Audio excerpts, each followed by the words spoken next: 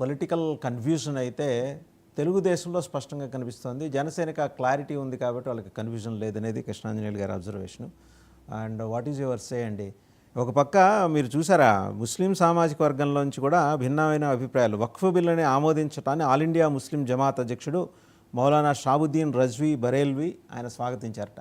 మరోపక్క all India democratic front ఆయన అజ్మల్ ఉన్నారు. ఆయన అయితే ఏంటంటే, మాకు ఏది అనిపిస్తే, మాకు అది వక్ఫాస్త్ అనిపిస్తే అది వక్ఫే, వక్ఫాస్తే పార్లమెంట్ చుట్టుపక్కలవి కూడా మాయే అని ఆయన స్పష్టంగా చెప్పేశాడు. అదే విషయం కిరణ్ రిజిజు లోక్సభలో చెప్పారు.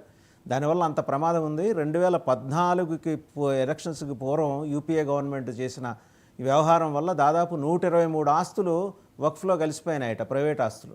అది కూడా ఆయన ఈ హ్యాస్ డీటెయిల్డ్ ఎవ్రీథింగ్, ఈ has mentioned in the draft. అవునండి రవికిరణ్ గారు. వాసుదేవన్ గారు, ముందుగా మీకు తోటి ప్యానలిస్ట్ కి, నైన్ టీవీ వీక్షకులందరికీ శుభోదయం అండి. గత 2 రోజులుగా లోక్సభలో, రాజ్యసభలో వకఫ్ సవరణ చట్టం ఉమ్మీద్ పేరు మీద unified Waqf management empowerment efficiency development act, Umeed అనే చట్టాన్ని కేంద్ర ప్రభుత్వం తీసుకురావడం, దాని మీద ఉభయ సభల్లో 25 గంటల పై చిరుకు చర్చ జరిగి ఈ రోజు తెల్లవారుజామున 2:30 గంటలకి రాజ్యసభలో ఆమోదం పొందటం, ఈ రోజు రేపు రాష్ట్రపతి గారు సంతకం పెడతారు.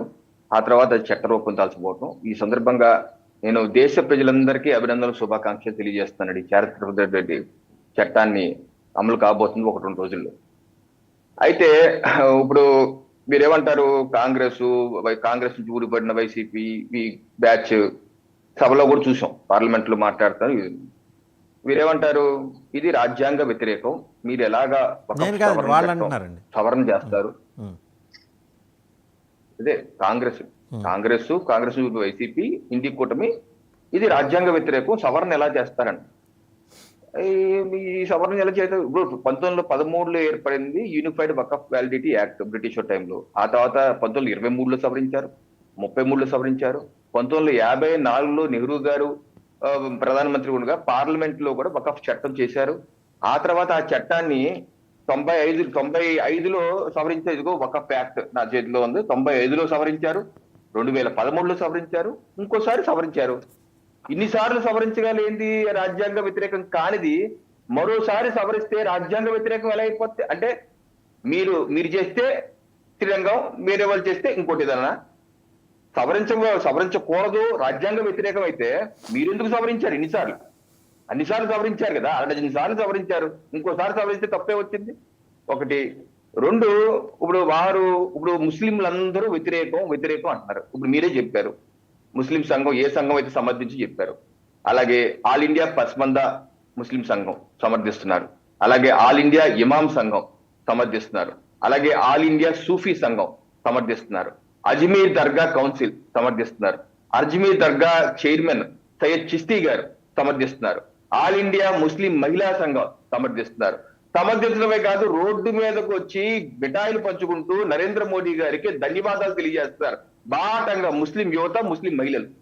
ఇంతమంది పేద బడుగు బలహీన ముస్లింలందరూ సమర్థిస్తుంటే ముస్లింకి వ్యతిరేకం అంటూ అనేవాళ్ళు ఎవరంటే ఓటు బ్యాంక్ రాజకీయం చేసేవాళ్ళు ఒక సెట్ అయితే, వక్తు భూముల మీద పడి తింటున్న బ్యాచ్ ఇంకో బ్యాచ్. ఈరోజు జగన్మోహన్ రెడ్డి గారి మీద కూడా ఆరోపణలు వస్తున్నాయి. ఆయన బంజారీస్ రోడ్ నెంబర్ 2లో సాక్షి ఏదైతే ఆ కార్యాలయం ఉందో అది కూడా వక్తు భూమే, దాన్ని కాపాడుకుంటాకి ఈ పని చేశారని చెప్పి ఆరోపణలు వస్తాయి. దాని మీద ఆయన సమాధానం చెప్పుకోవాలి.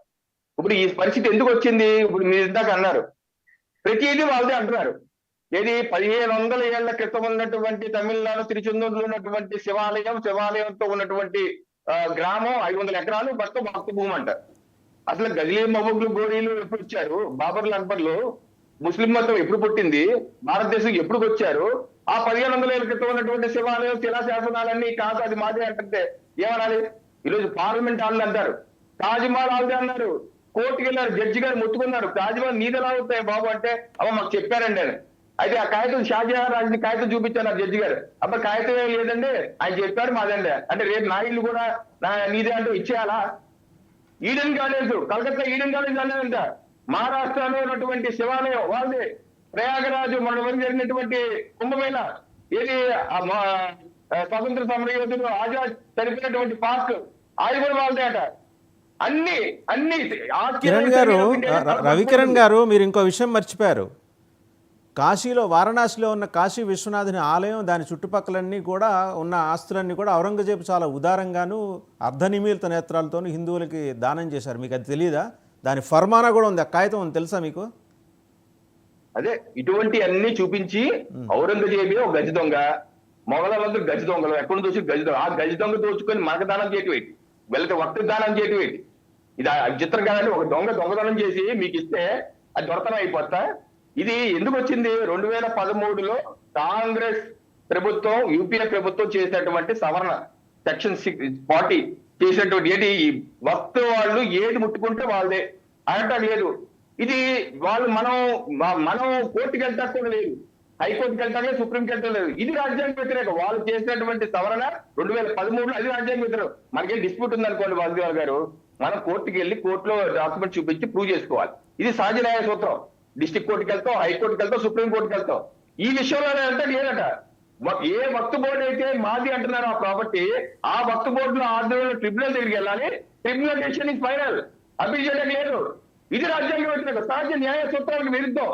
అందుకే ఈ రకంగా కబ్జాలు మొదలు పెట్టారు. ఇప్పుడు నేను అడుగుతున్నాను షర్మిల గారు కానీ మన అన్నగారు కానీ, మీరు మంచి ప్రాక్టీస్ చేస్తున్నటువంటి మంచి దికాస్తని క్రిస్టియన్ కదా, క్రిస్టియన్ సమస్యల మీద షర్మిలారెడ్డి గారు అయితే ముందు మాట్లాడతారు. మణిపూర్ అలా అయిపోతుంది, క్రిస్టియన్ గా అయిపోతుంది అంటారు కదా. నేను అడుగుతున్నాను, కేరళలో అనేక జిల్లాల్లో, మునంబం లాంటి ప్రాంతాల్లో శతాబ్దాలుగా ఉంటున్న క్రిస్టియన్ల యొక్క గ్రామాలని వక్త్ బోర్డు మాది, మీరు ఖాళీ చేయండి అంటే గగ్గోలు పెడుతుంటే, షర్మిల గారు మీరు ఎప్పుడు వాళ్ళ ఆవేదన వెళ్ళలేదా అండి? వాళ్ళ ఆవేదన మీకు పట్టదా? వాళ్ళు కేరళ మీ సాటి బిషప్లు, కేరళ కేథలిక్ బిషప్ 29/3/2025 లెటర్ ఇచ్చారు. ఏది, ఈ వక్త్ సవరణ బిల్లు, మోడీ గారు చేసిన బిల్లు అన్ని రాజకీయ పక్షాలు సమర్థించవలసిందే. ఎందుకంటే ఈ వక్త్ భూమి క్రిస్టియన్ల యొక్క చర్చిలు కాదు, వాళ్ళకి ఇళ్ళు కాదు, కబలిస్తున్నారు. వాళ్ళే కాదు, all India Catholic bishop conference of India వాళ్ళు ఇచ్చారు లేక వక్త్ సవరణ బిల్లు సమర్థించండి అని. నేను అడుగుతున్నాను షర్మిల గారిని, వాళ్ళ అన్నగారిని, మీరు క్రిస్టియన్లు కదా, మరి మీకు సాటి క్రిస్టియన్లు ఆల్రెడీ ఆల్ ఇండియా బిషప్ సంఘాలు సమర్థించమంటే మీరు సమర్థించకుండా వ్యతిరేకించారు. అసలు మీరు క్రిస్టియన్ వ్యతిరేకం అర్థమైపోయింది. దీన్ని బట్టి మీరు ఎట్లాగో పేద ముస్లింకి వ్యతిరేకం, అలాగే మహిళలు